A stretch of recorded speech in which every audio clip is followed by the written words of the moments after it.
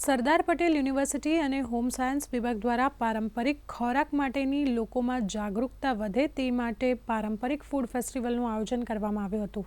તેમાં સાંસદ મિતેશ પટેલ, વીસી નિરંજન પટેલ, કૃષિ યુનિવર્સિટીના વીસી ડોક્ટર કે.બી. કથિરિયા, ભાજપ જિલ્લા પ્રમુખ સંજય પટેલ સહિત મોટી સંખ્યામાં વિદ્યાર્થીઓ હાજર રહ્યા હતા।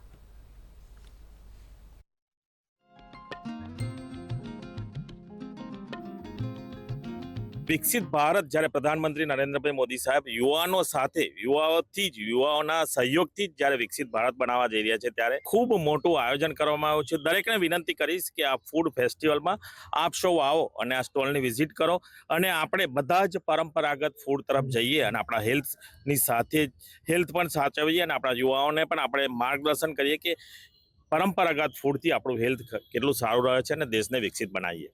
આ કાર્યક્રમનો મુખ્ય ઉદ્દેશ્ય છે અત્યારે જે બદલાતી જીવનશૈલી છે અને ફાસ્ટફૂડનું ચલણ જે યુવાનોમાં અને લોકોમાં વધ્યું છે એની જગ્યાએ આપણું જે પરંપરાગત ધાન્ય છે એ પરંપરાગત ધાન્ય આપણી રોજિંદા આહારમાં આવે અને એ પ્રકારનો એક અવેરનેસ પ્રોગ્રામ ઊભો થાય એ માટે આ કાર્યક્રમનું આયોજન આપણે કરતા રહ્યા છીએ।